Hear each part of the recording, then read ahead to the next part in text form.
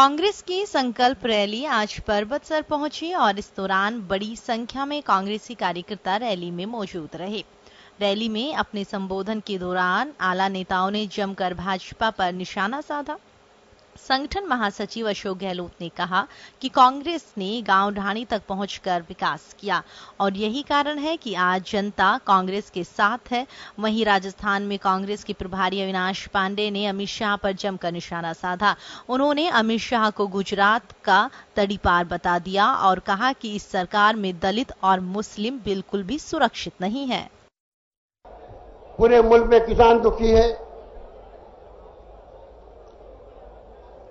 युवा दुखी है, रोजगार नहीं मिल पा रहा है, भटक रहा है नौकरी के लिए। शेलुगार के लोग दुखी है, आदिवासी दुखी है, महिलाएं सुरक्षित नहीं है कि जो इन्होंने सपना देख रखा 50 साल तक हम लोग वोट मांगने जाएंगे ही नहीं, हम राज्य हम करेंगे। ये असली मंशा इनकी है। इनको नहीं समझोगे तो आने वाली पीढ़ी भुगतेगी। हम तो पता नहीं कहां रहेंगे, दुनिया में रहेंगे कि नहीं रहेंगे। आने वाले दिनों में निश्चित रूप से जो पिछले 4 साढ़े 4 साल में प्रदेश की जनता के साथ, प्रदेश के किसानों के साथ, हमारे युवा साथियों के साथ, हमारी माताओं और बहनों के साथ जो छल हुआ है, उस छल का हिसाब करने का टाइम वक्त आ गया है।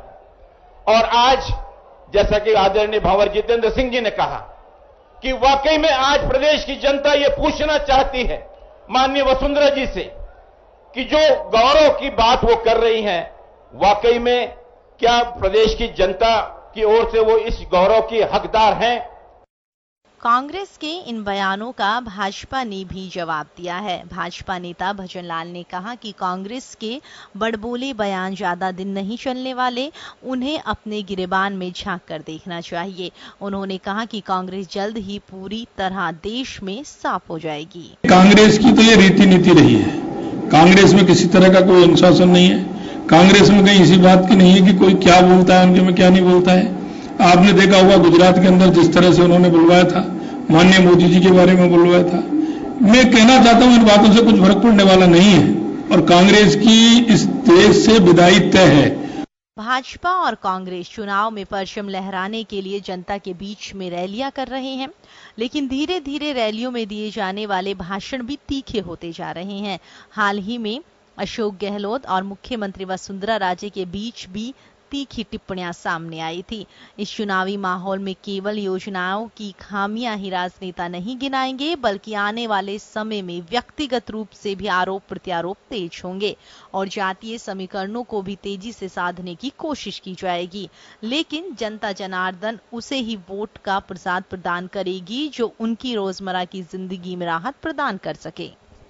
स्वागत है आपका, मैं हूं योगेंद्र। आप देख रहे हैं खास खबर। खास खबर का मजमून आपने देखा कि संकल्प रैली में किस तरह से आक्रामक तेवर दिखाए हैं। कांग्रेस ने पूर्व मुख्यमंत्री अशोक गहलोत ने कहा है कि बीजेपी 50 साल के जो सपने देख रही है शासन में बने रहने के, वो लोकतांत्रिक भाषा नहीं है और आने वाली पीढ़ी इनकी सोच के साथ एक तरह से कह सकते हैं कि जो गहलोत ने कहा है कि वो ठगा हुआ महसूस करेंगे, माफ नहीं करेगी वर्तमान पीढ़ी को कि कैसे लोगों के हाथ में सत्ता दे दी। खैर, आखिर सपने कौन देख रहा है, कांग्रेस देख रही है या बीजेपी देख रही है? एक दूसरे पे पलटवार हैं।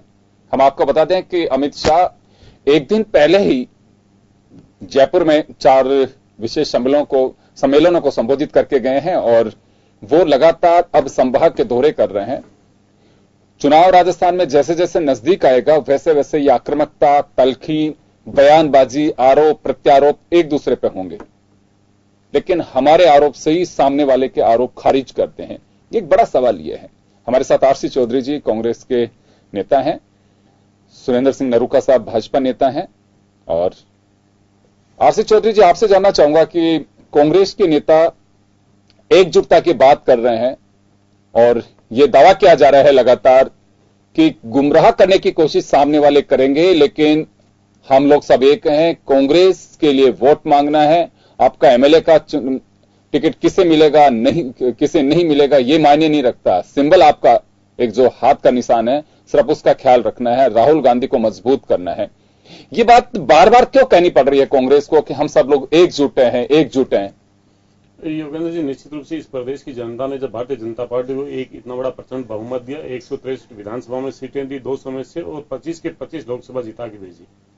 भारतीय जनता पार्टी का इतना प्रचंड बहुमत के बाद में अहंकार इतना बढ़ गया, इस प्रदेश की जनता से दूरी करी। लेकिन कांग्रेस पार्टी के जो नेता हैं, पार्टी के प्रदेश अध्यक्ष सचिन पायलट जी, तमाम 4.5 साल तक प्रदेश के हर जनता के दुख और दर्द में, चाहे भूमि अधिग्रहण बिल हो, चाहे काला कानून हो, चाहे दुष्कर्म हो बालिकाओं के साथ, चाहे शहीदों की शहादत हो, चाहे कहीं किसान की आत्महत्या हो, हर जगह जाके इस प्रदेश की जनता को ढाढ़स बनाने का काम किया।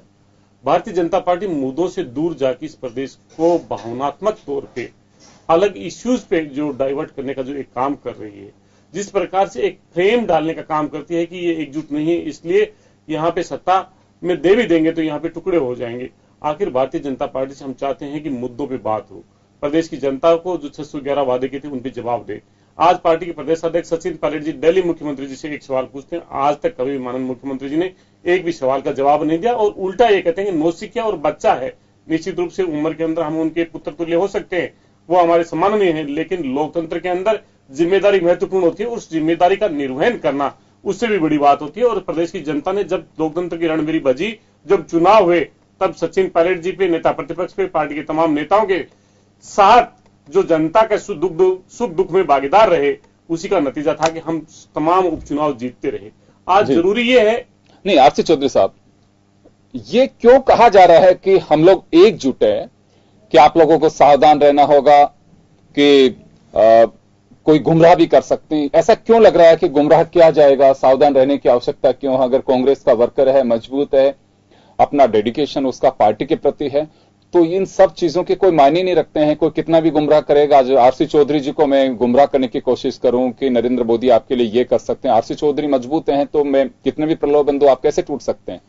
योगेंद्र जी, निश्चित रूप से आप ठीक बात कर रहे हैं, लेकिन पिछले 4.5 साल के अंदर इस प्रदेश के अंदर, इस देश के अंदर एक समाज बंद करता है, उसके विरोध में दूसरा समाज बंद करता है। आज से पहले इस लोकतंत्र के अंदर देश की जनता के या राज्य की जनता के मुद्दों को लेकर, हितों को लेकर सरकार के खिलाफ में प्रदर्शन होते थे। आज समाज एक दूसरे के खिलाफ में प्रदर्शन कर रहे हैं, आज धर्म के नाम पे एक दूसरे के खिलाफ में प्रदर्शन कर रहे हैं। माहौल ऐसा बना दिया कि जाति का जहर घोल दिया गया। यहाँ पे व्यक्तिगत जाति के लोगों के साथ में बैठ के तो तुम्हारा ये हो जाएगा, तुम्हारा ये हो जाएगा। आखिर इस देश की, इस प्रदेश की और देश की नई युवा पीढ़ी को ये बताना होगा कि ये लोकतंत्र हमें यूं नहीं मिल गया। लंबे समय की जो गुलामी है वो हमारे बहुत से पुरखों ने अपनी शहादत दी है, बलिदान दिया है, उसके बाद में हमें ये आजादी मिली है। इस आजादी को हमें सहेज के रखना है। इसलिए बार बार ये कहना पड़ता है कि नई पीढ़ी इनके बहकावे में ना आए, नई पीढ़ी जो है वो इस बात पे नहीं जाए, जाति धर्म संप्रदाय इन पे ना जाए। इस देश का संविधान जो हमें हक देता है, इस देश का संविधान जो हमें एक दायरा देता है, उसकी रक्षा के लिए देश के युवाओं को मुद्दों पे बात करके एकजुट होकर भारतीय जनता पार्टी से जवाब मांगना है। और कांग्रेस पार्टी नए जो संकल्प के साथ में इस प्रदेश की जनता के सामने है, उन संकल्प को उस पीढ़ी के सामने रखा जा रहा है। चलिए सर, आपके पास आना चाहूंगा नुरुका साहब।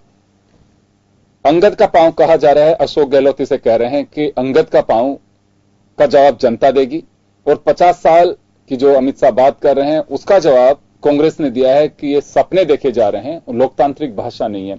एक जो कम उम्र की बात को लेकर के जो तंज कसा था कांग्रेस से, और संगठित जो एक दल यूपीए में शामिल होने के बाद कह रहे हैं कि 21 दल मिल करके, अब शायद उनका यह था कि बंद में जो 21 दल शामिल थे कांग्रेस से, उनको लेकर के 1-1 साल के बच्चे हैं, उसका जवाब अशोक गहलोत ने दिया है कि यह अहंकार है बीजेपी का। तो योगेंद्र जी, जैसे अभी आपने एक चौधरी साहब से सवाल पूछा, उसका उन्होंने स्पष्ट जवाब नहीं दिया, क्योंकि कहीं ना कहीं अंदर कांग्रेस में अभी भी गुटबाजी और एक दूसरे से कुछ न कुछ नाराजगियां, एक दूसरे से कहीं न कहीं डर उनके बीच में अभी भी लग रहा है। और जो जैसे आपने बताया कि सब ये जो अंगद के पांव वाली बात और अशोक गहलोत जी ने जो जवाब दिया, ये बात कोई अहंकार वाली बात नहीं हो रही। 70 साल तक या 65 साल तक कांग्रेस का शासन रहा, और कांग्रेस के शासन के बाद में 2013 से जो एक मुहिम चली भारतीय जनता पार्टी के पक्ष में, और जो मुहिम हर प्रदेश में, केंद्र में, और भारतीय जनता पार्टी को प्रचंड बहुमत मिला, और बहुमत के आधार पर भारतीय जनता पार्टी ने लोक हित में जनकारी योजनाओं को, ऐसी योजनाएं बनाई जिन योजनाओं से आम जन को लाभ मिला। जो गैस का सिलेंडर आज 2-2 साल तक बुकिंग के बाद में नहीं मिलता था, जो टेलीफोन का कनेक्शन आज कोटे के हिसाब से MP 25 कोटे के हिसाब से टेलीफोन का कनेक्शन दिलाते थे। जिस मोबाइल का बिल 1 मिनट बात करें तो 8 रुपए कॉलिंग आती थी, अगर आपका मोबाइल पे कॉल आ रहा तो भी उसकी कॉलिंग आती थी।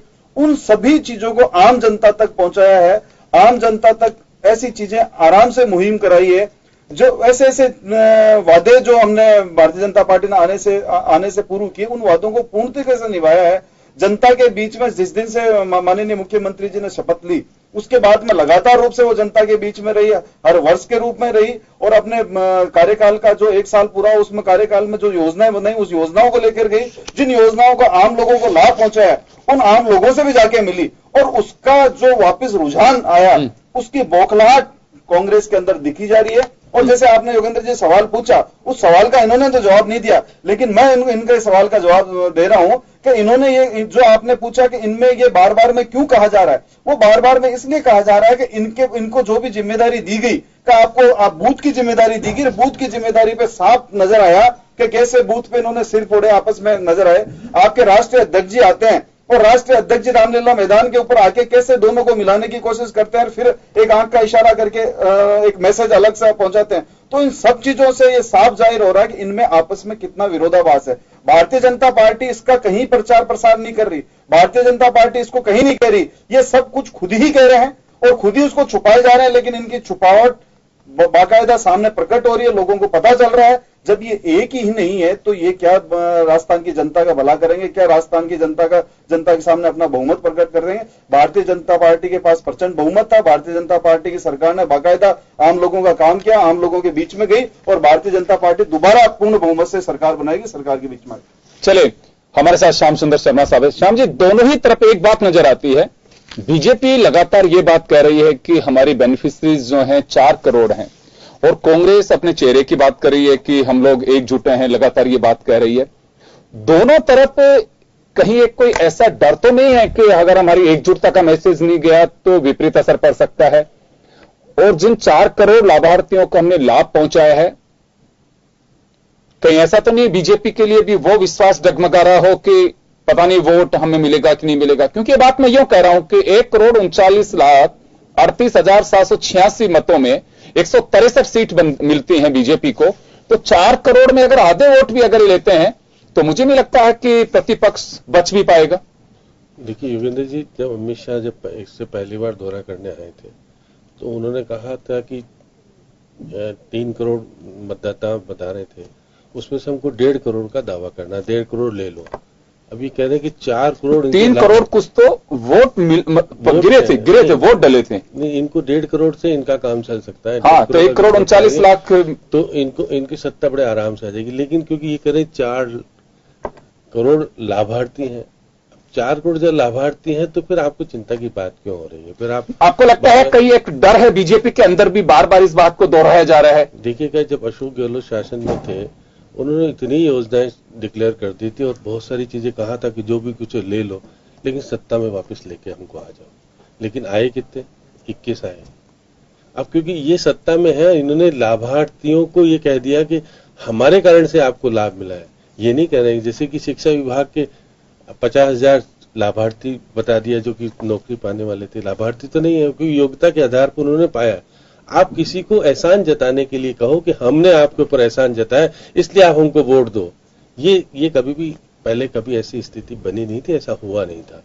अब आप ये कह करके बार बार आप जता करके कहोगे कि देखिए कि गैस हमने दी, नहीं आपने नहीं दी, जो आम व्यक्ति, जो सक्षम व्यक्ति था उसने छोड़ी और आपने उसको गरीब को देने का काम किया, एक योजना शुरू की, ये बात ठीक है, लेकिन उसमें आपका उसमें कोई बहुत ज्यादा योगदान नहीं है, क्योंकि अगर वो छोड़ता ही नहीं और उससे अनुदान हटता ही नहीं तो ये आज स्थिति बनती नहीं। तो आप बहुत सारी चीजों में लेकर के, क्योंकि जो सरकार रहती है सत्ता में वो काम करती है, उससे लोगों को बेनिफिट भी मिलता है, उसमें दो राय नहीं। लेकिन आप जब अब आपकी सरकार के दिन अंतिम दिन है तो आपने बहुत सारी योजनाएं भी दे दी। अब योजनाएं देखिए कल मैं अमित शाह खुद ही कह रहे थे कि प्रधानमंत्री जी ने 5 लाख तक का इलाज कर दिया है। हमारे यहाँ तो 30,000 से 3 लाख तक का बीमा है और हमने 2019 तक का एग्रीमेंट और कर लिया। हम उस एग्रीमेंट को कैसे बढ़ाएंगे, क्या करेंगे, तो ये हमारे यहाँ केंद्र की योजना के अनुरूप हम उसको मॉडिफाई भी नहीं कर पाए। हमारा अधिकार नहीं था, हमारा 18 तक की समझौता करने के बाद हमारा अधिकार था, लेकिन हमने 19 तक किया। तो ये बड़ी चीजें विचित्र है, स्थितियां आपस में तालमेल होगा नहीं होगा। लेकिन ये बात सही है कि वो मौजूदा स्थिति में कांग्रेस से ज्यादा विचलित बीजेपी दिख रही है। बीजेपी कांग्रेस के ऊपर सवाल उठा रही है क्योंकि कांग्रेस सत्ता में नहीं है। कांग्रेस की स्थिति तो उन्होंने जो काम जैसा किया वो तो सामने दिख रही है, वो तो है ही नहीं। लेकिन पहली बार ऐसा हो रहा है कि सत्ताधारी पार्टी कह रही है कि आपने अभी तक मुख्यमंत्री का चेहरा घोषित नहीं किया, क्योंकि आपने मुख्यमंत्री का चेहरा घोषित कर दिया इसलिए उनको कह रहे हैं। लेकिन अब देखिएगा पिछले, यह मेरा एक छोटा सा सवाल है, चेहरे की जहां बात होती है दोनों ही पार्टियां इसमें निरुत्तर हैं। वजह साफ है कि जहां आपको लगता है कि यहां हमारे फेस को हम लेकर के चुनाव लड़ सकते हैं तो बहुत बढ़िया बात है। जैसे उत्तर प्रदेश में इलेक्शन हुआ हाल ही में, तो कोई चेहरा नहीं था बीजेपी का, लगातार प्रतिपक्ष की पार्टियां निशाना साधती रही। बीजेपी चेहरा तो बताए, चुनाव किसके आधार पर लड़ रहे हैं कि नरेंद्र मोदी हमारा चेहरा है। तो सवाल दोनों ही तरफ से, प्रतिपक्ष जब बीजेपी को लपेट रहा था, चेहरे के लिए चेहरा पूछा जा रहा था, नरेंद्र मोदी कहा जा रहा था, आज बीजेपी सवाल कर रही है। तो ये बड़ी अजूब, मतदाता इतनी सहजता के साथ में इन चीजों को ऑब्जर्व कर रहा होगा कि चेहरे की लड़ाई आखिर वास्तव में कोई लड़ाई है क्या? बीजेपी हो चाहे कांग्रेस हो या दूसरी पार्टियां हो, अपने मन मुताबिक अपनी सहूलियत के हिसाब से ये सारी चीजें एक ओपन रखते हैं कि अगर जरूरत है, आपको लगता है कि चेहरा हमारे पास में बिल्कुल ठीक है तो आप सामने कर दीजिए। जैसे तीनों जगह चुनाव लड़ेंगे, ये रमन सिंह चेहरा है इनके पास में, शिवराज सिंह चेहरा है इनके पास में, वसुंधरा राजे चेहरा है इनके पास में। जहां चेहरा नहीं होता है तो वहां पे कि नहीं नरेंद्र मोदी है हमारे। देखिए अब क्योंकि निश्चित रूप से कहा जा सकता है, क्योंकि देखिए आपके गुजरात में मुख्यमंत्री होने के बाद भी उनको चेहरा डिक्लेयर नहीं किया था। आपने कहा था कि आप मुख्यमंत्री बनेंगे नहीं बनेंगे, चेहरा नहीं डिक्लेयर किया।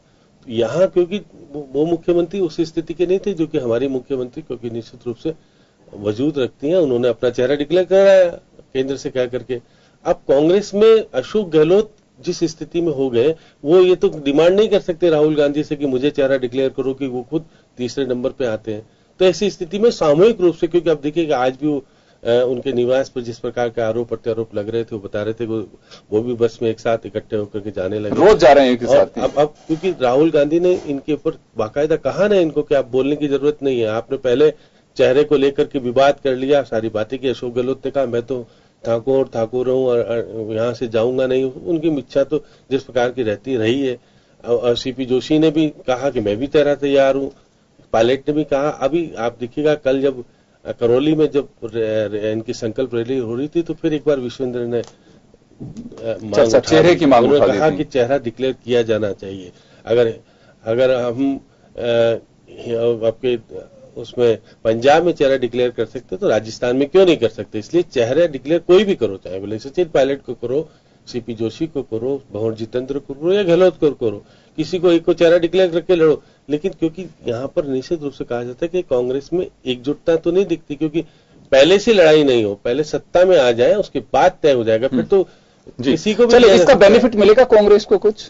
कांग्रेस को बेनिफिट क्योंकि ये बात तो कह दे सकती है कि अगर चेहरा सशक्त रूप से उसके मुकाबले का, जो कि बीजेपी में वसुंधरा चेहरा है, उसके मुकाबले का अगर ये चेहरा डिक्लेयर करते हैं तो हो सकता हो कि आम लोग ये विश्वास कर लें कि ये सत्ता में आएंगे, मुख्यमंत्री ये बनेंगे तो हमारा कुछ भला हो सकता है। ये चीजें कुछ हो सकती है, क्योंकि अभी तक क्योंकि चुनाव की घोषणा अभी तक हुई नहीं है, और चुनाव की घोषणा जब हो जाएगी, अब टिकट का बंटवारा कौन करेगा, सारी बातें होगी, बहुत सारी चीजें अंदर छिपी हुई है कि वसुंधरा जी को टिकट का बंटवारे का मौका पूरा मिलेगा नहीं मिलेगा, सारी बातें बहुत सी, क्योंकि चुनाव प्रबंधन समिति जब तक अभी तक गजेंद्र सिंह शेखावत को नहीं लागू किया गया तब आगे कर दिया। आपने देख लिया कि उनकी मेंबरशिप में वो उनकी सदारत में प्रबंधन होगा, तो बहुत सारी चीजें इधर भी है तो उधर भी, दोनों तरफ की स्थितियां अलग अलग तरह पर अलग अलग मोर्चों पर है, और मोर्चे किस तरह खुलेंगे आने वाले समय, बहुत सारी चीजें आगे आने वाले समय में तय होंगी। तो हम आपको बता दें कि संकल्प रैली जो दृश्य सामने देख रहे हैं, ये संभागवार एक एक स्थान पे संभाग स्तरीय एक रैली की जा रही है। पर्वत सर को चुना है नागौर के अजमेर रीजन के लिए, और जाट वोट को साधने की पूरी कोशिश की गई है। पिछली मरतबा जब विधानसभा यानी कि 14वीं विधानसभा का जब मतदान हुआ था तो जो गढ़ कांग्रेस के माने जाते हैं, खासकर अजमेर संभाग को, बीजेपी ने खासा उसमें सेंध डाला। लेकिन एक दिन पहले ही जिस संभाग में रैली हुई है, मुख्यमंत्री वसुंधरा राजे कायदे से उसी संभाग से ताल्लुक रखती हैं, धौलपुर राजघराने से ताल्लुक रखती हैं और वो जो धौलपुर है वो भरतपुर संभाग में। लेकिन कांग्रेस पिछले 2013 के प्रदर्शन में अगर पूरे संभाग में हम टटोलें तो सबसे बेहतरीन जो प्रदर्शन रहा वो वहीं पर रहा। अजमेर संभाग की जब इस रैली में लगातार दिग्गज नेताओं को महापुरुष बता करके जो बात की गई थी, उसमें चाहे बलदेव राम मिर्दा की बात कही गई हो या नाथुराम मिर्दा की बात की गई हो या फिर चाहे रामनिवास मिर्दा की बात की गई हो, मिर्दा फैमिली का एक बड़ा दबदबा वहां पे जाट समुदाय में समाज में रहा है। तो पूरी कोशिश की गई है उनको भुनाने की, केंद्र की योजनाओं की, किसानों के हितैषी बनने की तमाम जो कोशिशें की गई हैं। जैसे कहा जाता है कि जैसे देश वैसा भेष, तो कांग्रेस ने पूरी कोशिश की है कि जाट मतदाता जो पिछले चुनाव में छिटक गया था वो वापस लौट सके। आरसी चौधरी जी, वापस आपके पास आना चाहूंगा कि इस रैली में जगह पर्वतसर चुनी गई है। पर्वतसर यूं तो फेमस है पशु मेले के लिए भी, नागौर एक आसपास की जो बेल्ट है जाट समाज का एक बड़ा दबदबा है, उसको साधने की कोशिश बताई जा रही है इसको पूरी तरह से। तो क्या वास्तव में 2013 की जो तस्वीर बीजेपी ने बना दी थी वो टूट पाएगी? देखिए, किसी वोट को साधने की अपना एक नजरिया हो सकता है निश्चित रूप से, लेकिन किसी संभाग में जाना है तो किसी स्थान को तय करना पड़ेगा। जैसे अगर बीकानेर संभाग की रैली चूरू में की गई तो चूरू में कहीं ऐसा नहीं था, अगर भरतपुर संभाग की करौली में की गई उसी प्रकार का एक हिस्सा था कि नागौर के अंदर की गई, जहां पे लोगों की सुविधा के अनुसार ज्यादा से ज्यादा लोगों की सहभागिता उसके अंदर बन सके, उसी को देख के स्थान का चयन होता है। यहाँ पे 36 कौम की नुमाइंदगी करती है कांग्रेस पार्टी। कांग्रेस पार्टी इसके जो संवैधानिक मूल्य हैं उन पर विश्वास करती है। कांग्रेस पार्टी है वो इस प्रदेश की जनता से जो वादे हैं और नए राजस्थान की बात करती है। यहाँ पे जो जाति का जो चलन है वो भारतीय जनता पार्टी ने किया, और जिस प्रकार से जो बीजेपी के साथ है उन्होंने कहा कि ना बोले फूट है, ये भारतीय जनता पार्टी के साथ पता होना चाहिए। 74 दिन तक जब आप प्रदेश का अध्यक्ष ढूंढ रहे थे तब आदरणीय अर्जुन सिंह जी के पुत्र ने कहा, अर्जुन राम जी के मेघवाल ने, उन्होंने कहा कि अगर दलित को प्रदेश अध्यक्ष नहीं बनाया तो दलित छिटक जाएंगे।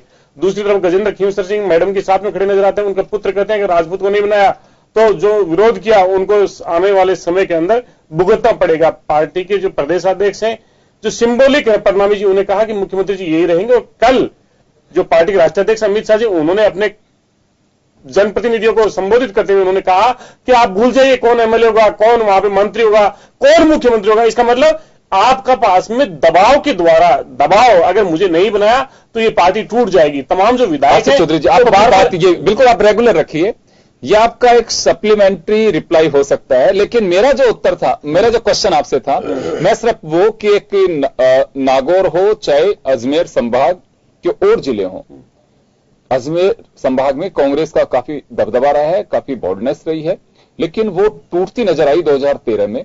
2008 में जो वोट मिले उससे कम, 3 से आप चले जाइए, 3 से 8 में कम हो, 8 से 13 में कम हो, तो एक जो गढ़ था आपका वो टूटता जा रहा है। निश्चित रूप से योगेंद्र जी, इस बात से तो कहीं नकारा नहीं जा सकता कि वो नतीजे सामने। हमें 200 के अंदर से 21 विधानसभा सीटें मिली, और जहां पे किसान कम्युनिटी का चाहे जोधपुर हो चाहे बीकानेर हो, तमाम जो संभाग है किसान की एक बहुत बड़ी फहरिस्त है वहां पे। उसके अंदर सभी समाज के जो लोग हैं, उसके अंदर जाट भी एक अग्रणी भूमिका निभाने वाले लोग हैं, लेकिन दूसरे भी बहुत सी समाज के जो लोग हैं, किसान की जो नुमाइंदगी है वहां पे, उसके बीच में से कहीं ना कहीं भारतीय जनता पार्टी जो सदैव लोगों को बरगलाने में माहिर है, भारतीय जनता पार्टी की जो आज वर्तमान के प्रधानमंत्री वो झूठ बोल के इस देश की जनता से जो वादे किए थे, महिला हो, दलित हो, किसान हो, बेरोजगारी हो, चाहे वहां पे चीन हो, पाकिस्तान हो, कश्मीर हो, रुपया हो, डॉलर हो, महंगाई हो, तमाम मुद्दों पे लेकिन आज चर्चा नहीं है। बहुत सी लास्ट में एक ही बात आती थी, वो अब की बार मोदी सरकार। आखिर क्या दिया 4.5 साल के बाद में भारतीय जनता पार्टी की शासन के अंदर, जहां पे 3 साल के बाद में भी चार्जशीट दायर नहीं हो सकती, जिसके घर में रुपयों की गड्डियों से भरा हुआ कल ही वहां पे छपा था कि आईएएस अधिकारी को जिसका वो चालान पेश नहीं कर पाए, और आके मुख्य प्रधानमंत्री जी उनको अपनी बहन बनाते हैं। जिस मैदान से जहां पे इस प्रदेश को संबोधित किया भ्रष्टाचार के खिलाफ लड़ाई लड़ने का, वहां पे भ्रष्टाचार की जननी जो मुख्यमंत्री है उनको अपनी बहन बताते हैं। आखिर इन्हीं सरकार के जो लोग हैं, भारतीय जनता पार्टी के विधायक हैं, उन्होंने बार बार उस नेतृत्व पर प्रश्न उठाया, बार बार भ्रष्टाचार के आरोप लगाए, लेकिन भारतीय जनता पार्टी दाव के अंदर कि कैसे ही हमें 2019 का चुनाव जीत जाए, इसलिए हमें कैसे ही चलने दो तमाम जो बातें हुई। और कल भी अमित शाह जी ने संघ से अपील की, संघ के लोगों से कहा कि कौन क्या होगा उसको भूल जाइए। इसका मतलब बहुत गहराई से दर्द भरा हुआ पड़ा है। संघ नहीं चाहता जो चेहरा आपने जो घोषित किया उस चीज के बाद में। आरसी चौधरी जी, मुझे एक बात बताइए, आप चिंता आप लोगों की हो रही है कि बीजेपी की कर रहे हैं आप? नहीं, देखिए बीजेपी, जो मैं कह रहा हूं कि बीजेपी प्रोपेगेंडा क्यों कर रही है, लोगों को बरगलाने का काम क्यों कर रही है, झूठ क्यों कर रही है, मुद्दों पर बात करें ना, मुद्दों पर चर्चा करें। उससे आपको क्या डर है? उससे आपका डर क्या? हमें कहीं कोई डर नहीं, हमें कहीं कोई डर नहीं। हमने तो कार्यकर्ताओं को जो आप लोग आगाह कर रहे हैं उसकी वजह ये डर तो नहीं है आप लोगों का? देखिए, कार्यकर्ताओं को आगाह करना इसलिए जरूरी है कि भारतीय जनता पार्टी का हमने झूठ में हम उसका सामना नहीं कर सकते, भारतीय जनता पार्टी की प्रोपेगेंडा का हम झूठ में सामना नहीं कर सकते। इसलिए कार्यकर्ताओं को ये बताने की बहुत जरूरी है कि आपको जाति, धर्म, संप्रदाय इसके नाम पे नहीं बैठना है, आपको मुद्दों पे करनी। इस राजस्थान को अग्रिम राजस्थान कैसे ले जाना है, इस पे बात करनी है। मुद्दों पे आपको बेरोजगारी बहुत बड़ा मुद्दा है, किसान का बहुत बड़ा मुद्दा है, भ्रष्टाचार का बहुत बड़ा मुद्दा है। ये चलिए आरसी जी, मैं लौटूंगा अभी, एक छोटे से ब्रेक के लिए रुकेंगे, ब्रेक के बाद हम वापस लौटेंगे। जो कई महत्वपूर्ण मुद्दे हैं, चेहरे की बात हो या दूसरे मुद्दे हो, उनको लेकर के हम चर्चा करेंगे छोटे से ब्रेक के बाद।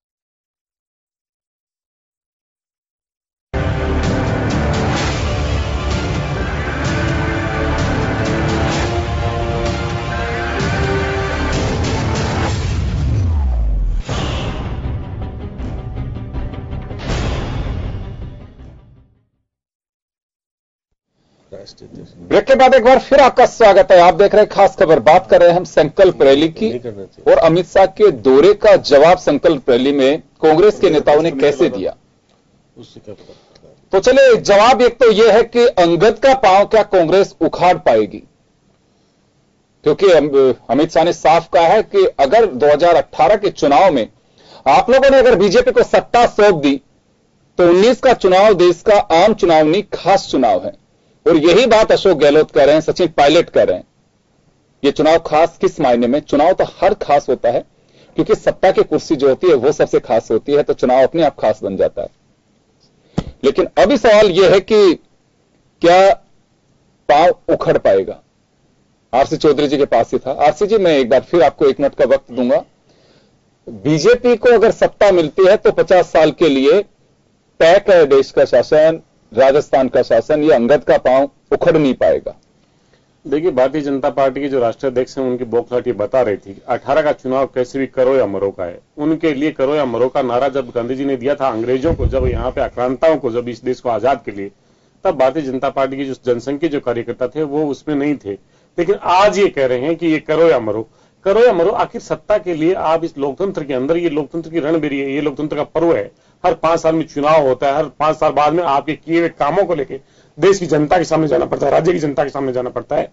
लेकिन आप अपने कार्यकर्ताओं को बंद कमरे में बैठ के उनमें कितने भी बारूद और दम बनने का प्रयास कीजिए, लेकिन इस प्रदेश की 7.5 करोड़ जनता मुद्दों पे बात करती है, इस राजस्थान के सर्वांगीण विकास पे बात करती है, इस राजस्थान के सौहार्द पे बात करती है, भाईचारे पे बात करती है, किसान पे बात करती है, अपने युवा बेरोजगार बेटों पे बात करती है, महिलाओं की सुरक्षा पे बात करती है, दलितों की रक्षा पे बात करती है। लेकिन वहां पे वो मुद्दे गौण हैं। आखिर अंगद का पांव और 50 साल तक हम नहीं लेंगे, इसका मतलब तमाम जो लोकतांत्रिक जो कॉन्स्टिट्यूशन संस्थान है वो ध्वस्त हो जाएंगे, वो बंद कर दिए जाएंगे। वर्तमान में भी हो रहा है। आखिर जैसी सरकार है वो चाहती है कि उसके अनुसार निर्णय हो, उसके अनुसार न्यायपालिका उनके निर्णय करे, उसके अनुसार चुनाव आयोग काम करे, चाहे ईडी हो, चाहे सीबीआई हो, चाहे सीवीसी हो, चाहे सीआईसी हो। तमाम जो एजेंसीज हैं वो इस लोकतंत्र के अंदर जहां असहमति की आवाज उठाता है उसकी नींद हराम करने के लिए काम में ले। लेकिन इस देश का युवा आपके बहकावे में नहीं आने वाला। इस देश के तमाम जो वादे किए थे आज वो वादे गौण हैं।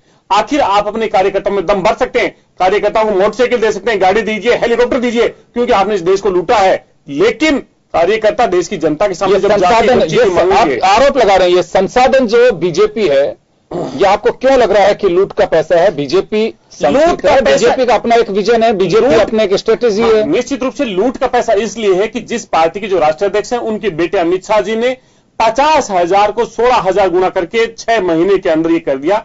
उसका जो जवाब है केंद्र सरकार के मंत्री आके देते हैं। एक पार्टी के अध्यक्ष के बेटे का जवाब केंद्र सरकार के मंत्री आके दे, मुझे ये नहीं लगता। अगर भ्रष्टाचार का आरोप लगा तो जवाबदेही देनी चाहिए थी।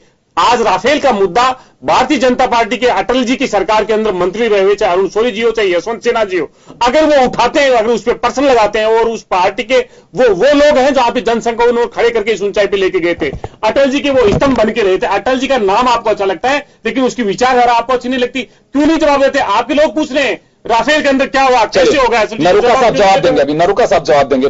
नरूका जी, कई आरोप लगा दिए हैं, आपने सुना भी अभी। आरोपों के जवाब अपने मुताबिक होते हैं तो जवाब दिया जाता है, और नहीं होते हैं तो चाहे कांग्रेस हो चाहे बीजेपी हो उसे खारिज कर देती है कि कोई तंत्र नहीं है इनमें आरोपों में, क्यों इनका जवाब दिया जाए। अभी आपके विस्तारकों की बाइक देने की बात हो, कार्यकर्ताओं का जो स्ट्रक्चर आप लोगों ने खड़ा किया है बूथ से लेकर के प्रदेश के वर्किंग तक, उन सबको एक लूट से जोड़ के साथ में बता रहे हैं। अभी आरसी चौधरी जी ने सीधा एक आरोप लगाया आप लोगों के कि भाई कुछ भी दे सकते हैं, कि पैसे की कमी नहीं है। चौधरी साहब कह सकते हैं कि चौधरी साहब जिस पार्टी से आते हैं उस पार्टी ने 2003 से लेके और 2014 तक इस पूरे भारत को केवल लूटा है। और लूट का उदाहरण चौधरी साहब को कहीं देखने की जरूरत नहीं है। आप किसी भी एंटी करप्शन कोर्ट में चले जाएं, किसी इन्वेस्टिगेशन एजेंसी के पास चले जाएं, कांग्रेस के 2003 से लेके 2000 जो आपके 14 तक का शासनकाल है उसमें एक नहीं अनेकों भ्रष्टाचार मिल जाएंगे। और भारतीय जनता पार्टी का 2014 से लेकर 2018 तक जो 4.5 साल की बात कर रहे हैं उसमें एक भी भ्रष्टाचार का आरोप बताते हैं, एक भी भ्रष्टाचार का केस बताते हैं, एक भी किसी मंत्री को किसी जेल के अंदर जाता हुआ बताते हैं। आपके मुख्यमंत्री और मंत्री कई जेल के अंदर सड़ गए, आपके मुख्यमंत्री और मंत्रियों के ऊपर कई आरोप लग गए। उन आरोपों को क्या हुआ? आपके मंत्रियों के खिलाफ कई चार्जशीटें पेश होगी, आपके चिदम्बरम के खिलाफ जो यहाँ पे घोटाला किया उसकी सीबीआई में केस चल रहा है, आपके जो वाड्रा है उनके खिलाफ बीकानेर में और कई जगह मुकदमे दर्ज है। आप केवल मात्र भ्रष्टाचार की बात करते हैं, आप केवल भ्रष्टाचार के भूत बने हुए हैं। इसीलिए आप ये बात कहते हुए बहुत अच्छा लगता होगा आपको कि जो भारतीय जनता पार्टी के कार्यकर्ताओं को जो बाइक दी है वो लूट की है। किसी तरीके से किसी भी प्रकार से मैं इस बात को पूर्णतः खारिज करता हूं।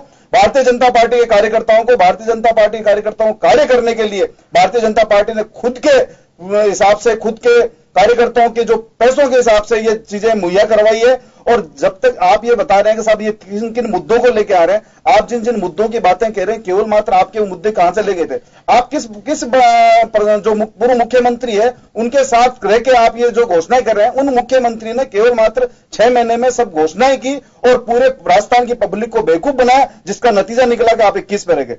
भारतीय जनता पार्टी ने जिस दिन से शपथ ली तब से लेके और आज तक लगातार जो भी कार्य किए उस कार्यों के अंदर लोगों के बीच में गए, बीच में जाके उन्होंने बताया। और जहां तक आप ये बता रहे हैं लाभार्थी आज जो आप बता रहे हैं सब ये जो आपने श्याम जी ने बताया कि जो यहाँ पे शिक्षक आए एजुकेशन वाले, एजुकेशन का शिक्षक सम्मान समारोह था, किसी प्रकार का वो लाभार्थी वाला नहीं था। लाभार्थियों ने जो संवाद हुआ वो संवाद किस लिए हुआ कि आपको जिन योजनाओं का लाभ मिला, क्या लाभ आपको प्रॉपर तरीके से मिला, कि उस लाभ में किसी प्रकार की कोई प्रॉब्लम नहीं हुई, इस बारे में मुख्यमंत्री ने डायरेक्ट उनसे संवाद किया।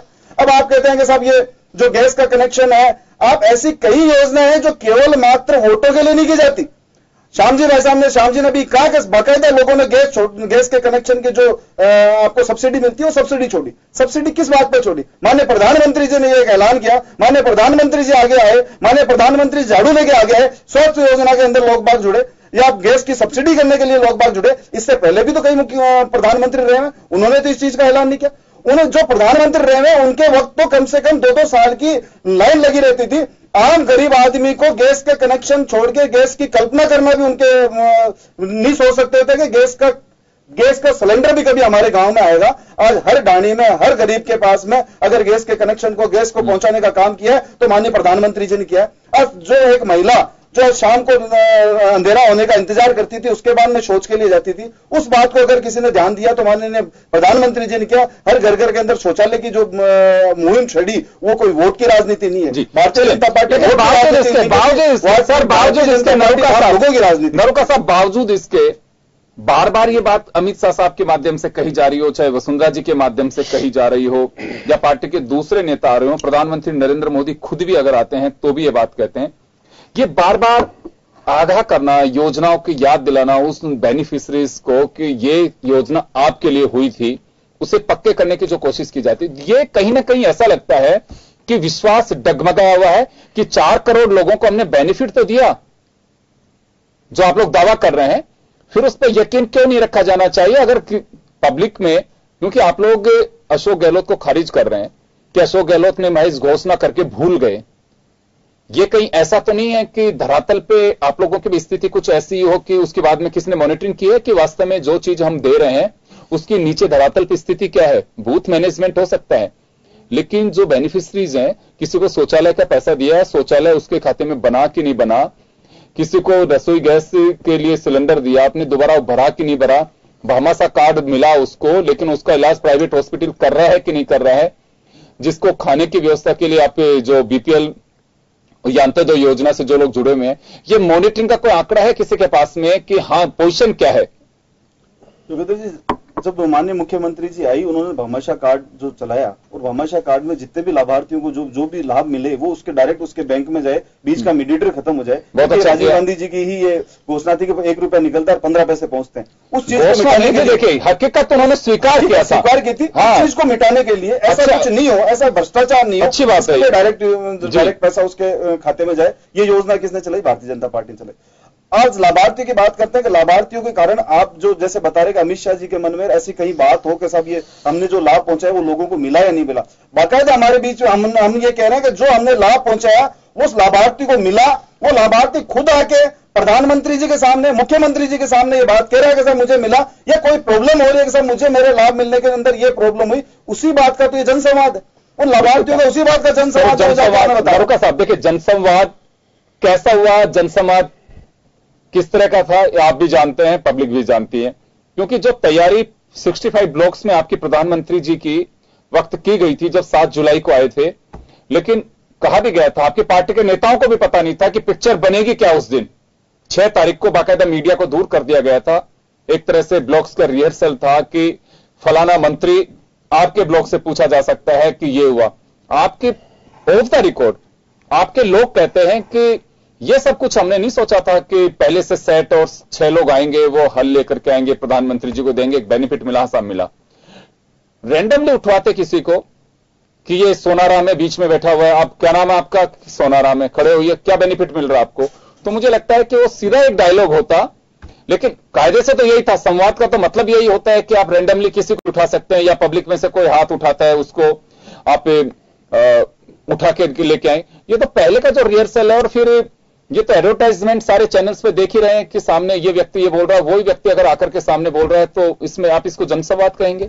देखो योगेंद्र जी, लाखों आदमियों के बीच में जो लाखों आदमियों को जो योजनाएं मिलती है, उस योजना का जब वो लाभ लेता है, और लाभ लेने के बाद में वो जब यहाँ के जब माननीय प्रधानमंत्री जी को या मुख्यमंत्री जी को सुनता है, और उस मीटिंग के अंदर वो उपस्थिति होकर अपनी उपस्थिति दर्ज करवाता है कि मुझे ये लाभ मिला।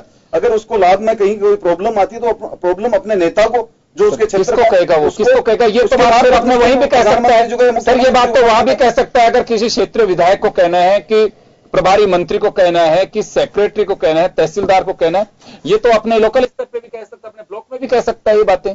वहां तो इसी बात के लिए आया था ना कि पता नहीं वो कौन खुशनसीब होगा कि जिसकी हाथ को उठाने पर प्रधानमंत्री जी का उस पर ध्यान चला जाए कि हाँ ठीक, आप खड़े हुए नीली शर्ट वाले, बोलिए किस तरह का बेनिफिट आपको मिला। तो मुझे लगता है कि एक बड़ा, क्योंकि मैसेज यही था, पब्लिक के बीच मैसेज यही था कि प्रधानमंत्री जी आपसे चर्चा करेंगे। नहीं, लाखों लाभार्थियों के बीच में प्रधानमंत्री जी ने जब ये जनसंवाद रखा, तो बाकायदा उन लाभार्थियों के अंदर से ही प्रधानमंत्री जी के पास में गए थे, और उन लोगों ने बताया था हमें इस तरीके से लाभ मिला। बिल्कुल, उसमें से कवर मैंने देखिए, मैंने उसको डिबेट कुछ बात। श्याम जी, मैं जानना चाहूंगा कि जो लाभार्थी थे, हालांकि देखिए एजेंडा नहीं है, लेकिन नरूका सामने कहा है तो क्लियर करना जरूरी है। जो लाभार्थी सम्मेलन 7 जुलाई को हुआ था, प्रधानमंत्री जी जिसमें मौजूद थे, नरूका साहब जैसे कह रहे हैं कि बीच के ब्लॉक्स में से ही खड़ा करके पब्लिक में से ही पूछा गया था कि आपको बेनिफिट मिला। देखिए नरूका जी, मैं तो प्रधानमंत्री जी वाले संवाद में भी था, आपके सफाई कर्मचारी संवाद में था, शिक्षक वाले में था, संवाद कहीं नहीं है। आपने केवल संख्या के आधार पर सरकारी साधनों का, मैं शाम जी ये कहना चाहता हूं, संवाद हुआ या नहीं हुआ, उसमें जो आए वो लाभार्थी थे। आप नरूका जी एक बार वो लाभार्थी थे या नहीं? आप सुनने का प्रयास करेंगे तब सारी बातें होगी, क्योंकि प्रधानमंत्री जी ने सम्मेलन नहीं बुलाया था। सम्मेलन मुख्यमंत्री जी ने अपनी शक्ति प्रदर्शन करने के लिए प्रधानमंत्री जी को कहा था कि मैंने इतने लोगों तक आपको पहुंचा दिए और मैं 10% लोगों को बुला रही हूँ। सुखी थी आप अगर सुनने का प्रयास करें, मैं नहीं कह रहा हूँ, आप जो कह रहे हो कि आपने इनका कहने का मतलब लाभार्थियों को बेनिफिट मिला है, तो प्रधानमंत्री बातचीत करने के लिए राजस्थान नहीं हुई, बेनिफिट मिला है लोगों को। मैं मौजूद था वहां पर, केवल मुख्यमंत्री जी को भी कितने मिनट दिए थे और उसमें लाभार्थियों से बातचीत कराने के लिए केवल 6 मिनट निर्धारित थे कि वो किस प्रकार से बोल रहे, और वही थे। अगर टीवी की स्क्रिप्ट पर बात करनी थी तो क्योंकि प्रधानमंत्री जी ने कल भी आशा और आपके बाकियों से बातचीत की, सीधी तौर पे की ना। आपके आजकल तो सिस्टम हो गया, तो चाहते दिल्ली से बातचीत कर सकते थे। अगर इतना पैसा खर्च करके प्रदेश भर के लोगों को यहाँ एकत्रित किया गया, उसके बाद आपने सफाई कर्मचारी और बाकियों को भी एकत्रित किया, शिक्षकों को एकत्रित किया, उसका पैसा सरकारी खजाने से पैसा खर्च हुआ। 40 करोड़ रुपया अगर शिक्षकों को यहाँ ला करके दिखा दिया कि हमने आपको नौकरी दी है, आप लाभार्थी हो, वो लाभार्थी नहीं थे, वो चयन हुए थे। उनको चयन के आधार पर आपकी दायित्व था, सरकार का दायित्व बनता है, आपने नौकरी दी। शायद आपको लाभार्थी शब्द नहीं, मैंने तो नहीं सुना, न मैंने पढ़ा। शिक्षक सम्मान काय का सम्मान हमेशा होता है, हर साल होता है, ऐसा नहीं होता। जिस तरह से अगर इस बार सरकार ने बड़े दिया, कभी मेरे हिसाब से कोई गलत काम नहीं। कांग्रेस सरकार ने कहा था कि हमने इतने लोगों को भर्ती किया और हम शिक्षक, कांग्रेस सरकार ने क्या कहा, शिक्षकों को सम्मान करते। सम्मान समारोह आप सही फरमा रहे हैं कि बिरला ऑडिटोरियम में राज्य स्तरीय होता रहा है, बिल्कुल सही कह रहे हैं, हर साल होता है, बात बिल्कुल ठीक है। लेकिन आपने कहा कि इतने व्यापक रूप से किया गया, शिक्षकों का सम्मान था, बहुत अच्छी बात है, करना भी चाहिए कि मोटिवेशन होता है सम्मान से, दूसरे लोग आगे आते हैं। लेकिन आप अभी एक देखिए, आप ही की ओर से जारी आंकड़े हैं और आप देख भी सकते हैं सर, 60 शिक्षकों का सम्मान होता है हर बार, अब की बार तो आधे ही कर दिए। इतना बड़ा आयोजन और उसमें संख्या घटा दी गई। अधिकारियों को बहुत बड़ा नहीं था, ये बड़ा नहीं कर सकते, भीड़ बड़ी हो सकती है, लेकिन संख्या तो बिल्कुल आधी कर दी गई उसकी। आप केवल मात्र जिसको सम्मान कर रहे हैं वो तो केवल उपस्थित होता नहीं है। अगर किसी भी सम्मान का समारोह हो, चाहे आपके मीडिया से संबंधित हो या तो आप उनको क्या सारे शिक्षकों को लाते ना, फिर तो आप केवल 2013 से आज तक जो भर्ती हुए थे उनको लाए, बाद में नहीं, आप खाली उन्हीं को लाए थे जो 2013 तक भर्ती हुए। देखिए, हर सरकार का अपना एक एजेंडा होता है, हर सरकार की अपनी एक रणनीति होती है कि वो पब्लिक के बीच अपनी चीजों को कैसे लेकर के जाती है। बेनिफिट मिलता है तो उसको किस तरह से भुनाने की कोशिश की जाती है, और मैं इसको कोई गलत भी नहीं मानता हूं। लोकतंत्र में राजनीतिक दल होते हैं, राजनीतिक दल अगर सरकार में कोई कुछ करता है तो एक एग्जाम इलेक्शन के रूप में होता है, तो वो उसका एक तरह से ये कहा जा सकता है कि उसकी प्रिपरेशन है, उसकी तैयारी है। वो अगर योजनाएं पब्लिक के बीच में लेके जाते हैं, उन्हें करने का एक सौभाग्य मिलता है, करना चाहिए। और ये इलेक्शन जो है एक तरह से परीक्षा है किसी भी राजनीतिक दल की। अगर बीजेपी ने किया, बीजेपी की अपनी एक रणनीति है, सरकार की रणनीति, मैं इसे गलत नहीं मानता हूं। कांग्रेस अगर कोई इस तरह का करती है तो कांग्रेस की रणनीति है, वो पब्लिक के बीच में किस तरह से अपने को प्रेजेंट कर पाती है। मेरी नजर में कोई गलत नहीं है, ये अपने अपनी रणनीति का एक हिस्सा है। आप कुछ कह रहे हैं?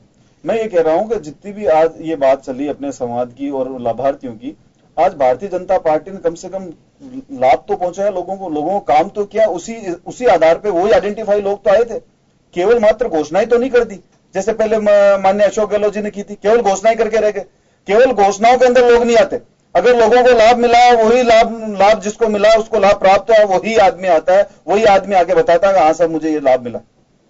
चलिए, मुझे तो लगता है कि वास्तव में कई बार ये कहा जाता है कि परीक्षा सामने है, लेकिन मैं कितने पानी में हूं इसका पता कैसे लग सकता है। शिक्षक बताता है कि किताब बंद कर दीजिए, सवाल सामने लिखिए और अपने आप से बोलिए, पता लग जाएगा कि कितने आप पानी में हो। राजनीतिक दलों को भी अंदाजा तभी लग सकता है कि एक सम्मेलन के लिए कॉल कर दीजिए कि अगर आपको लाभ मिला है तो ईमानदारी से, अगर आपको सरकार का लाभ मिला है तो बिना सरकारी खर्चे के आप यहां तक पहुंच जाइए। अंदाजा उसी से लगेगा। नरेगा के मजदूर नहीं होने चाहिए, आशा सहयोगिनियां नहीं होनी चाहिए, तहसीलदार को, एसडीएम को, आरटीओ को अलर्ट नहीं किया जाना चाहिए, वहां के एसपी को या जिस विभाग के लोग रहते हैं उनको पाबंद नहीं किया जाना चाहिए कितने लोग हमें चाहिए।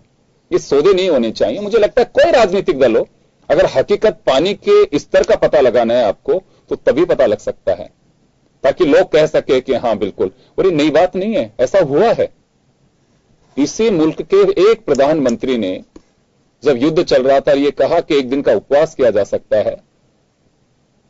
जब इस देश में जय जवान जय किसान का नारा आज भी बोला जाता है। ये पार्टी लाइन की बातें नहीं होती, बहुत सारी चीजें होती हैं, लोग कार्य के रूप में जुड़ते हैं, लेकिन वो इच्छा शक्ति। सर मैं वही कह रहा हूं कि लेकिन एक आह्वान पे सब्सिडी बिल्कुल बिल्कुल लोगों ने छोड़ी। सर मैं वही कह रहा हूं कि बेनिफिट जिन लोगों को मिला, उज्ज्वला योजना, मैं देखे योजना बहुत अच्छी है। जंगलों में लोग अपना ईंधन लेकर के आते हैं, खाना तो किसी तरह से बनाएंगे, उनको बेनिफिट मिला है, इसमें कोई डाउट नहीं है। लेकिन उनकी मॉनिटरिंग कौन करेगा कि उसका एक बार का सिलेक्ट। देखिए मकसद यही था आप लोगों का या सरकार का कि जंगल बचने चाहिए और आंखें भी बचें उस दुआ से, यही मकसद था। लेकिन किसी ने मॉनिटरिंग की क्या? दूसरा सिलेंडर उसके पहुंचा कि नहीं पहुंचा, एक बार भराने के बाद में खत्म तो नहीं हुआ, खत्म हो गया तो वास्तव में भर रहा है कि नहीं भर रहा है। क्योंकि आपके पास में देखिए कार्यकर्ताओं की एक बड़ी फौज है, बड़े तरीके से एक स्ट्रक्चर बना हुआ है बीजेपी का। मॉनिटरिंग भी की जानी चाहिए कि क्या हुआ, क्योंकि यह भूल कांग्रेस कर चुकी है कि जो अशोक गहलोत ने फ्लैगशिप योजना बताई थी, इसमें कोई डाउट नहीं है कि फ्लैगशिप योजना है या फिर जो एक अधिकार लोगों को दिया था कि आपका काम हुआ कि नहीं है, आपको एक राइट है पूछने का, ये तमाम चीजें दी थी। लेकिन आप जो बात कर रहे हैं कि घोषणा करके भूल गए, घोषणा के साथ साथ इंप्लीमेंटेशन तो हुआ, लेकिन नीचे पहुंची कि नहीं पहुंची ये किसी ने तलाशा ही नहीं, देखा ही नहीं है। कई बार मीडिया के लोग कहते थे कि आपने साहब घोषणा तो कर दी, 126 दवाइयां, जितनी दवाइयां मिलेंगी एसएमएस में तो इतनी मिल रही हैं। तो ये लगता था कि शायद ये मैनेज्ड मीडिया है। मीडिया का काम एक पिक्चर दिखाने का, अब वो देख पाए। अगर आज मैं जैसा मेरा चेहरा दिखता है आईने में तो वैसा ही दिखेगा, लेकिन मैं कहूं कि मैं तो बिल्कुल अमिताभ बच्चन जैसा दिखना चाहिए, तो कैसे दिखूंगा? जैसा हूं वैसा ही तो दिखूंगा। तो यही हालात राजनीतिक दलों के हैं कि सब बिल्कुल वाहवाही सुनना चाहते हैं, हकीकत कोई नहीं सुनना चाहते हैं। आज स्थितियां क्या हो गई है? आईबी की रिपोर्ट हो, इंटेलिजेंस की रिपोर्ट हो, आपकी सीआईडी की रिपोर्ट हो, कई मित्र बात कहते हैं, मैं नाम नहीं कोट कर सकता, लेकिन सब जानते ही है। हर मुख्यमंत्री को वही सुनना पसंद है। मैं कहा तोड़ मरोड़ के आंकड़े क्यों पेश करते हो? 1 लाख तो लोग ही नहीं है, आप 1.5 लाख क्यों बता रहे हो? कि अगलों को सुनना यही पसंद है, हमारे क्या जेब से जा रहा हूं तो 2 लाख बता देंगे। श्याम जी ये है स्थितियां, हर मुख्यमंत्री के साथ यही हालात है, कोई नहीं करता। और एक बार ऐसा हुआ है कि एक मुख्यमंत्री को किसी अधिकारी ने हकीकत बता दिया, इंटेलिजेंस से उनको रवानगी कर दी गई। एक एसपी स्तर के अधिकारी थे, मैं अगर ऑफ द रिकॉर्ड में आपको बता भी दूंगा कौन अधिकारी थे, कौन मुख्यमंत्री थे। लेकिन स्थितियां ये है सर, हकीकत का पता तभी लग पाएगा, लेकिन राजनीतिक दल कोई भी हो चाहे, ये स्थितियां। श्याम जी ये बताइए मुझे कि अभी नरूका साहब ने कहा कि अशोक गहलोत केवल घोषणा करके भूल गए, भरोसा दोनों तरफ की, जो क्यों बात भरोसे की है। यहां पे कांग्रेस को लगातार यह बात कहनी पड़ रही है कि चेहरा मायने नहीं रखता, हमारी यूनिटी मायने रखती है।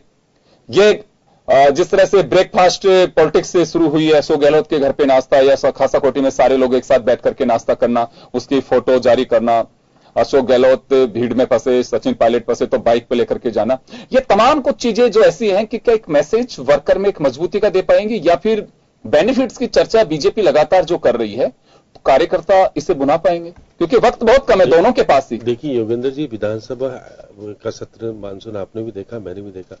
मुख्यमंत्री पहले दिन आई, दूसरे दिन अगर सारी बातें थी तो वो कहती कि मैंने ये काम किए, सारी बातें, वो मुख्यमंत्री को अपना रिपोर्ट कास्ट विधानसभा में पेश करके सीधे तौर पर बहस करानी चाहिए थी, नहीं कराए, दोनों गायब हो गए। आप तो चले गए एक दिन आकर के। आप जो कह रहे हो कि धरातल पे हमने किया था, आपने हाउस में क्यों नहीं कहा ये सब बातें?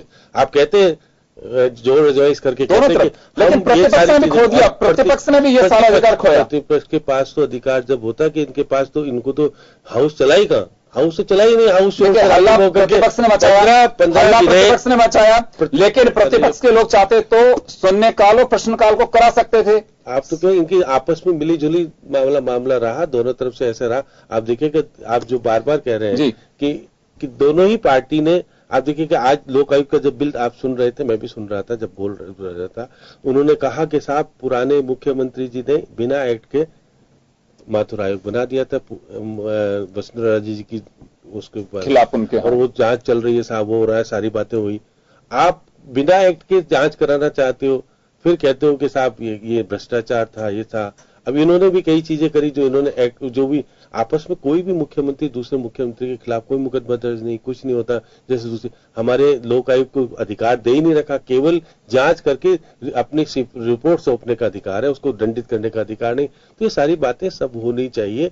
आप क्योंकि रणनीति चुनावी बिगुल बच चुका है, आपस में अब प्रत्यारोप और बढ़ेंगे, अभी तो कुछ नहीं, अब और बढ़ेंगे और दोनों तरफ कहा जाएगा कि हम सत्ता में आ रहे हैं, करेगा हम सत्ता को काबू में रखना चाहते हैं, तो दोनों तरफ से सारी बातें होगी, लेकिन आम जनता ही तय करेगी सत्ता में कौन निश्चित, उसमें तो कोई संदेह नहीं है कि देखिए लोकतंत्र है, लोकतंत्र में सर्वोपरि मतदाता होता है, राजनीतिक दल भी जानते हो, राजनीतिक दल केवल दल नहीं है, उनके सदस्य, उनके नेता, वो भी एक मतदाता पहले भी है।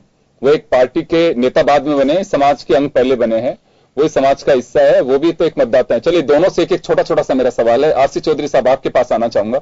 ये तलखी, आरोप प्रत्यारोप, ये कार्यकर्ताओं के मोटिवेशन के लिए तो ठीक हो सकते हैं कि हमारा नेता बहुत जोरदार बोला और देखिए फलाने को आईना दिखा दिया, लेकिन जनता तक, वास्तव में जनता के बीच भी आप लोग जाते हैं, बैठते हैं, कितना असर छोड़ पाते हैं जनता? या पहले की चीजें तो होती थी, कई दिन तक आपके दिल और दिमाग में छाई रहती थी, अब असर होता है इनका?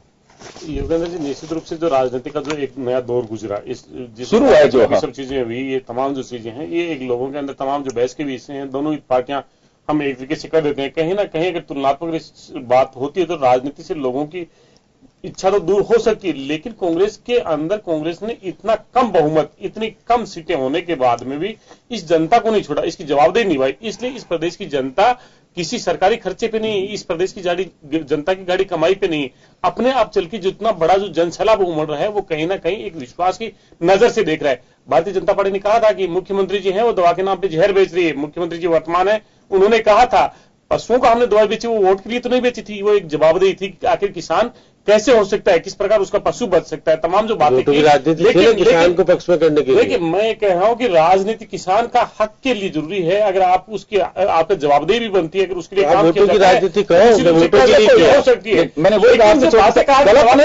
गलत नहीं है भाई, आप मतदाता के लिए कर रहे हैं बेचा, वो कहा ना किस प्रकार से इस प्रदेश की जनता के साथ में हुई थी, तो दवाई ऐसी आई भी। आखिर आज जितने भी लोग समय संकल्प रैली के अंदर नए राजस्थान का संकल्प है। संकल्प क्या है? किस प्रकार से भ्रष्टाचार मुक्त राजस्थान मिलेगा, किस प्रकार से महिलाओं को सुरक्षा मिलेगी, किस प्रकार किसान को आत्महत्या जो इस प्रदेश के अंदर पहली बार हुई, किस प्रकार से उससे मुक्ति मिलेगी, तमाम इस संकल्प रैली। चलिए मैं एक आखिरी सवाल है मेरा नरोका साहब से। नरोका साहब, आरोप प्रत्यारोप का दौर नया नहीं है, ट्रेंड थोड़ा सा बदल रहा है। पहले कुछ चीजें होती थी कि हकीकत के आसपास होती थी, आजकल ऐसे कटाक्ष, व्यंग, तंज की जो बिल्कुल चाहे हाथ पर हैं कि नहीं है लेकिन लगाना है, वो कार्यकर्ताओं में तो एक मोटिवेशन तो क्या कहूं, लेकिन एक चर्चा का विषय हो सकता है, लेकिन आम पब्लिक पे कितनी छाप रह पाती है इसकी? तो हिंदुस्तान सबसे बड़ा लोकतांत्रिक देश है और लोकतंत्र जिस पार्टी में होगा वो पार्टी ही जनता के हित की बात सोचेगी। जिसमें परिवारवाद होगा वो पार्टी किसी प्रकार से जनता के हित की बात नहीं कर सकती, केवल मात्र तंज और जैसे आपने बताया कटाक्ष के रूप में और आंखों के इशारे वगैरह के रूप में ऐसी ही राजनीति कर सकती है। आज भारतीय जनता पार्टी के राष्ट्रीय अध्यक्ष अमित जी शाह के बाद में दूसरा राष्ट्रीय अध्यक्ष कौन होगा किसी को पता नहीं था, लेकिन सोनिया गांधी जी के बाद में राष्ट्रीय अध्यक्ष, लेकिन मोदी जी जैसे प्रधानमंत्री बने देश जान रहा था कौन बनेगा। जैसे ही मोदी जी प्रधानमंत्री बने तो देश का हर आदमी जान रहा था, देश का हर आदमी जान रहा था। तो जिस पार्टी को समय हो गया, मैं माफी चाहूंगा। तो चलिए जैसे जैसे चुनाव नजदीक आएंगे ये तंज, व्यंग और कटाक्ष, आरोप प्रत्यारोप चलते रहेंगे। आज अगर हम चर्चा को कह रहे हैं कि आखिर ये बिल्कुल नहीं है, लेकिन मैंने पानी वाली जो बात बताई है, ये पानी का स्तर तय जनता जरूर करेगी कि वास्तव में कौन कहां पे है। और अधिकार राजनीतिक दलों को वोट मांगने का है, तरीका अपना हो सकता है, कोई अपने बेनिफिट्स के आधार पे, कोई अपने संघर्ष के आधार पे। जब हम प्रतिपक्ष में होते हैं तो संघर्ष हमारा वजूद होता है, और जब हम सत्ता में होते हैं तो जो कुछ हमने दिया वो जनता के बीच लेके जाते हैं। लेकिन अभी फिक्र दोनों तरफ की जा रही है कि बेनिफिट्स हो चाहे संघर्ष है। यह बात भरोसे की है। अब भरोसा किसका कितना टिक पाएगा ये आने वाला समय तय करेगा। चलिए, बहुत बहुत शुक्रिया आप सभी का। खास खबर में बस इतना ही। दीजिए इजाजत। नमस्कार।